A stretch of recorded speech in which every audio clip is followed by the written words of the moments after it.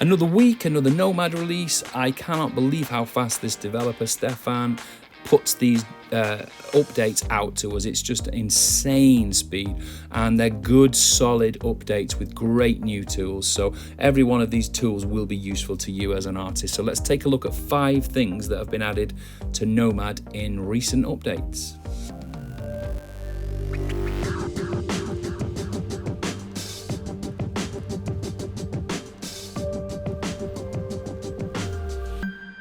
One of the big ones that you may have overlooked, it's a tiny little thing, but it has a big impact, is the ability to now add spotlights.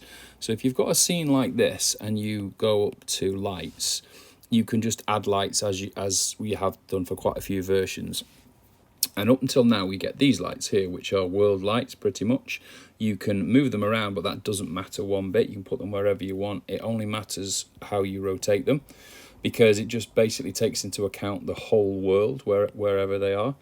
So if I want to light him from the back, wherever that light actually is, I just aim it as if it's coming out of the scene, and you can see the shadow, how it's reacting. Same with this secondary light. So if I'm doing a 3-light rig, I'm limited to these kind of settings, as well as the fact that this is lit by a HDRI. So don't forget, you've always got to factor in that, unless you're not using PBR. If you're on Matcaps, in which case none of this matters. So we've got these lights, we've got the HDRI, everything's fine. I can 3-finger rotate the whole world around, which rotates everything, including the HDRI and the lights. But we've now got this. So if you come up here and add a light and then click on the light, you can then change it to a spotlight. So that's what I've done with this one here. And as you can see, that now says the blue one is a spotlight. And you've got a softness fall off, which is great. And you've got a cone angle. So let me move it over so you can see it a little bit better. So this is what you'd expect in a more, the larger packages, things like this, to affect the, not just the intensity, but the angle and the fall off. But you can also now, with the gizmo, you can move it around. So as you're now working out your scenes and trying to get the best render, this is how you get popping rim lights, because you can literally move it around in the scene. So if I just want to put a rim light on these ears, I can move it behind. And just, if I'm going to get my main image from here, and I want that nice, really harsh rim light, I can bring it in or out. I can move it around, and it's moving within the world. It's not just a world light, and that really is powerful for getting nice, nice images. It's not, obviously this is real-time screenshots. We're not talking about a full-on render solution or even a real-time, like Blender Eevee or anything like that, but this gives you the ability to make really nice dynamic lighting setups. So if you want your characters to pop and your creatures to pop, then have a look at the spotlight option, which is gonna give you some really nice effects. So another little one, but massive in terms of the usage, is the ability to save tools now. So I did a video a while ago saying I really want Damn Standard in Nomad, or something that's similar to Damn Standard, which is one of the best all-time brushes in ZBrush. It's great for wrinkles and putting in really nice deep gouges into surfaces. So in Nomad we had crease, which is not bad. It can give us a nice little crease like this. So if you're doing if you want to try and get creases, you could use crease. It's not ideal. It gives you a really strong triangular indent.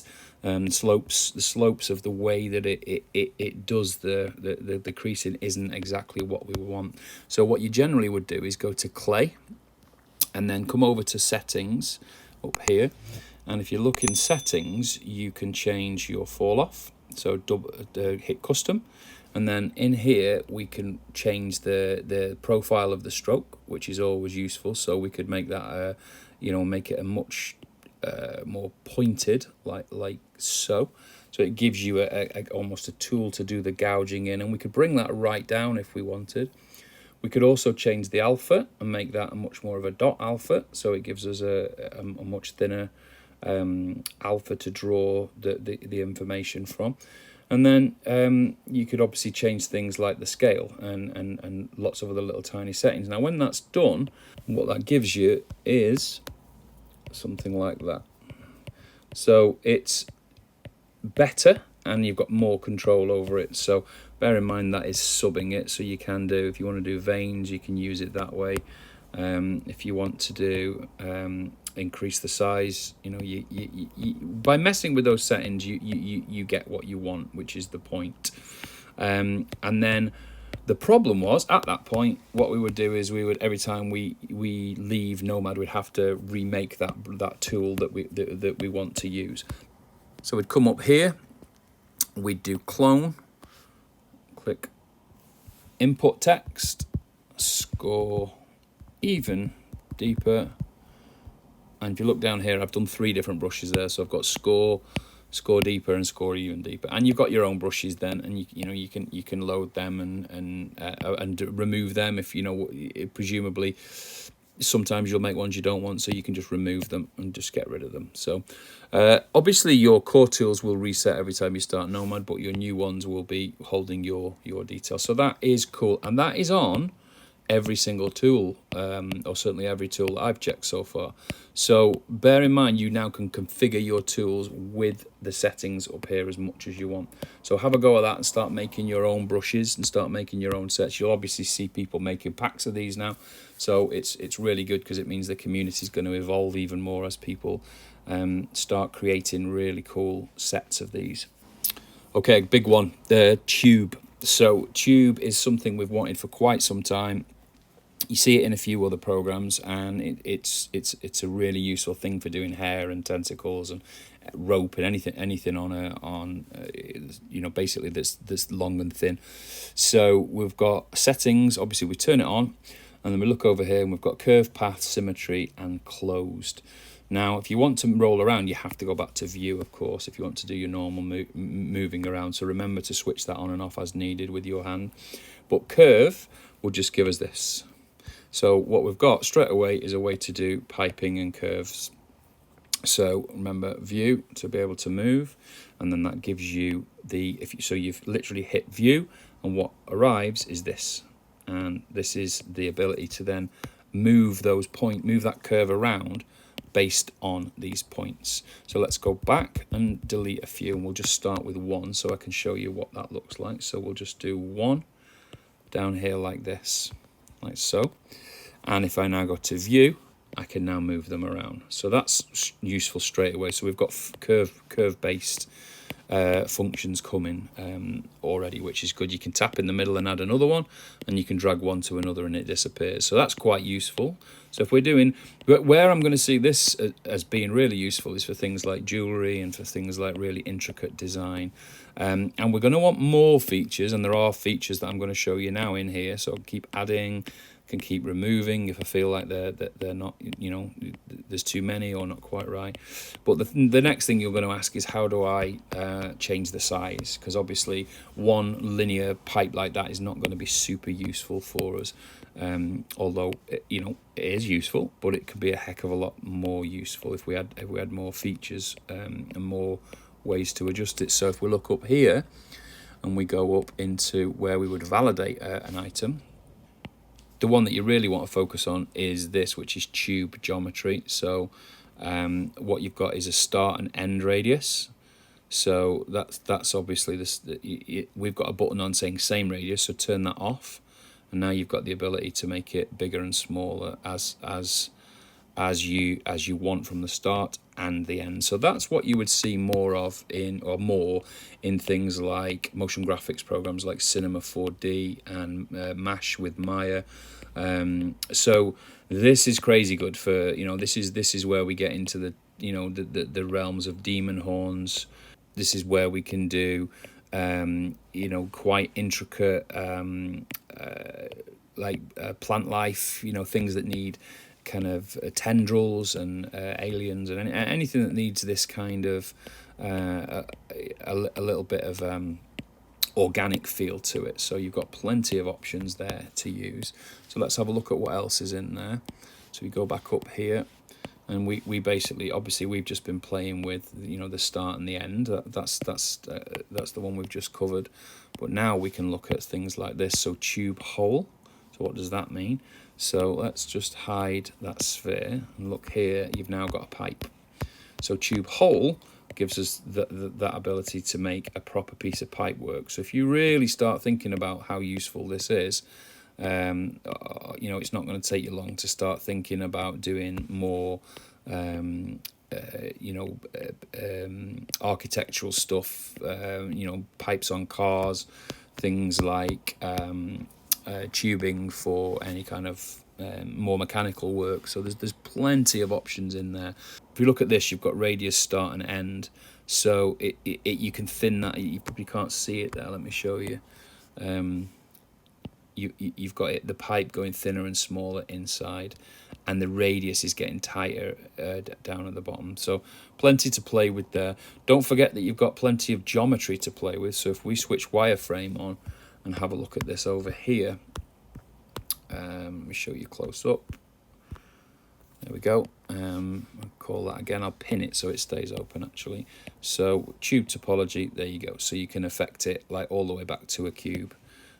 So even more useful, you know, you can really play around with the settings of this now and get some really cool effects. So that's the core of what this is for and what you'll do with that. So what about the next one? So we've got, just turn that sphere back on, make sure I'm on the sphere. We've got path, and what does path do? Well, it's the same thing, but you've got a path. So you can follow a linear path that you define, and you can change the points on that path before you commit your model. You can, at that point, I mean, you can turn symmetry on and off and it won't affect it, but when you hit the green button, you've got the mirror on and off there. So the symmetry is driven by this mirror function here. And then you've got exactly the same parameters as you had before. So you can go in and change all of those. You can go in and change the hole. You can change the topology exactly as before. So you've got exactly the same settings. You can turn closed on and off, which closes it. Not incredibly useful for what we're doing here, but if you're making really complex jewelry or some stuff like that, that could be useful. And I think the one thing I'd want now is radial symmetry. So I don't see radial symmetry in here, because what I would want is to be able to make pieces of, or you know, really ornate pieces of jewelry where I do 5 and 6 of these in one go. Because at the moment I'd have to do 2 and then freeze them and then copy and rotate them. So, but very, very powerful. Have a good go at that. You know, don't forget you've got path and curve, which are 2 different types. And then when you finish, just validate, and then you've got, you know, then you're basically then you're just dealing with normal geometry. But plenty to play with there in that tool, and it's one of my favourites of the recent releases. The next one of these newer tools is the lathe tool. So if you've already had a look at the tube, then you'll understand a little bit about the curve and the path functions. So hopefully this will be a little bit quicker and a little bit easier to get your head around. So we've got a sphere in the scene there. It doesn't matter if you have or not. So we're going to choose lathe, which we've already done. And for this one, we'll use path. So I'll do a very simple path. I'm going to, just to make it easier, I'm going to snap it, which means we're looking directly at the front. And then starting towards the center, I'm just going to lay down a path like so. So if I think about something along the lines of a vase, or a well, basically a vase, and that would be what I'm thinking of here, and we leave it like that. So the center line is the line you can see vertically is the center of the world, and we've just basically done what would be a standard lathe to make it's almost like you're doing pottery. And then when you've done that, just hit the green button, and there you go. You've got yourself your first piece of pottery. Now, I'm going to go back to perspective so we can see it a little bit better. And you can see 3-finger roll for the lights to roll around the matcap. Actually, we're not on a scene here. But look, you can still see these, which are the points. So if you want to adjust what you've made now, if it wasn't quite right, you've got plenty of options. Snap them together if you want that to make nice, smoother curves. And obviously, because you've already seen this in the tube function, you know that we can come up here and you can have a look at where we would validate. and you can say, I want to change some of these parameters. So pin it open, and we've got lathe hole. So again, exactly the same as before. So you can get a nice, you can fill out this piece of pottery that you've done, or whatever it is you've chosen to do. You can then choose to lower the resolution. So this is where it gets almost along the lines of low polygon work, because now what we're doing is we're editing a very very clean low polygon geometry. So if you're making parts for engines, this is perfect. If you're making parts for rockets, weaponry, whatever it is that you're feeling like you want to be making, then this is going to be a tool that you want to explore. Obviously, don't forget to snap those down if you snap them together if you want to keep if you want to keep a nice smooth curve, because the less points you have, the more smooth these curves are going to be. It's exactly the same as if you're using Bezier curves in Illustrator or something like that, where you want to keep your curves really really smooth. Bring those dimensions, the divisions back up, and it's smoothing it with the geometry as well as the curve now. So there's so much to play with in here. It's such good fun. So if I turn off the hole, you're just going to get a solid piece like that. And obviously, if you're into that kind of thing with pottery or anything of that kind of creative nature, combining the lathe with the tube tool is going to be something that you might want to do. So for example, you might want to switch, you've done your initial design, you want to switch to tube, put your symmetry or your mirror back on, and you might want to then just draw really nice handles like that. And if that's going to work, you'll see exactly what I mean there. So I have to move that in and rotate it a little bit, but plenty to play with there if you like that kind of design work. We'll turn the wireframe off and we'll just move this in a little bit like so. Is it called an ampere or something like that? I can't remember. Somebody will correct me probably in the comments, but I can't remember what this kind of thing's called. But there you go. So you've got handles along those kind of lines really. So plenty to be playing with there with the lathe tool. I want to see radial symmetry. That's going to be something that's going to really really make a difference in the future. But the lathe tool for making complex shapes around a central revolution is really really cool. So going to have a play with that. And don't forget, obviously, once you've made something, if you are more into kind of the jewelry side of things or more complex stuff, you can just duplicate and then you can do that over and over again. And just keep duplicating and rotating. So there's plenty you can be doing, and don't forget you can numerically rotate up here in the settings as well. So you can actually do it, and those of you that do more stylized pieces, just by using the tube and a combination of symmetry and mirror, and then duplicate and rotate, I think you're going to come up with what you want until we get a different type of radial symmetry. But have a go at that, and let's have a look at what crazy stuff you can come up with that new tool. Okay, one that's really useful for people like me who do a lot of creatures and characters is the insert brush down here. So if we're going to make a character, this is pretty much the fastest way now inside of Nomad. So we'll just start off with a sphere. I'll make it a bit bigger because I want to put stuff on the surface of it. We've got insert selected, and we'll just do a couple of, we've got symmetry on as well, because that doesn't matter if things cross over, and you'll see what I mean in a moment. So I'm on cylinder, so I'll start with a neck. So just pop them in like that, use the gizmo, rotate them around, scale them as I need, and that's all I need for a neck. Let's go back to insert, and we'll just add in a, what do we need next? So we'll just use a sphere, and we'll pop that on the top, and then scale that up. And then we can change the dimensions, as normal, as you would with any other tool or any other piece of geometry. You can just mess them around as much as you need with the scaling options like this. Let's just get it a bit like a head. So we've got a neck, a head, a body. Go back to insert. Let's do a couple of shoulder blades. So pop these down here. like so. It's not shoulder blades, sorry, shoulders. So these are your deltoids. Bring them in a bit, like so. Rotate them out a little bit. Bring them up, rotate them out. You can see we're getting a shape already. So back to insert and cylinder. And again, this is, you know, this is my kind of workflow, is building up from primitives. You know, you don't have to do this workflow, but it's a super fast one. It's, you know, it gets you the shapes that you want to sculpt on really quickly. And in a lot of my videos, what I've been doing is this kind of workflow, but without the insert brushes. So I've just been doing it by creating a primitive, you know, and then adding another primitive, which is still completely valid. But what, you know, if you've got the ability to use these insert features, then this makes it a, you know, much faster way of doing it, really. So back to insert. So this time we'll use a box, something we haven't used. Again, back to gizmo, scale it up.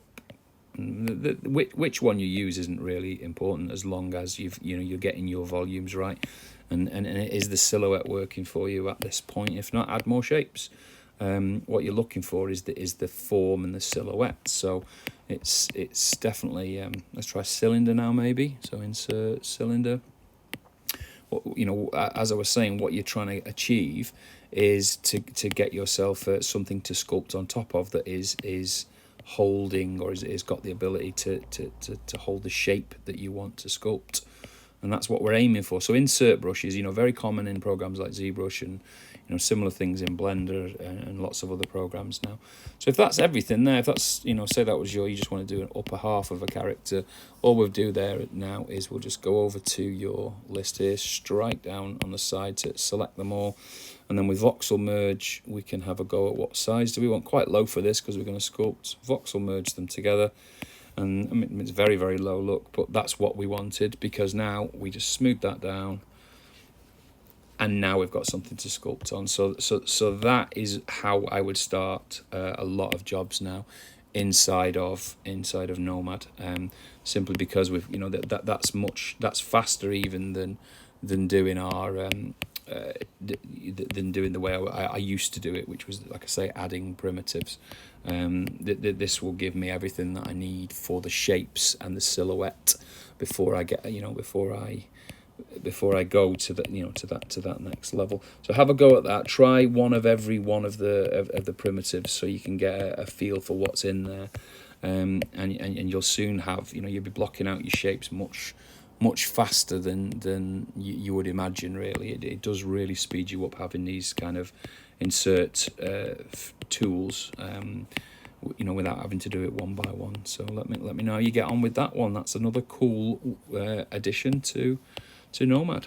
Thanks for watching the video. I hope you're enjoying it. We do try hard to make content that's really useful, relevant and interesting. So if it is something that you're liking, then please drop us a little comment. A little thumbs up always helps and inspires other artists to come along and join us if they see that we're doing well. And if you do like what we're doing, then make sure you subscribe and hit the notification bell. We'll let you know when we're dropping new videos, which at the moment is not quite every Wednesday and every Friday, but I'm trying my best. So yeah, just subscribe for me and we'll make sure we keep updating as much as we can.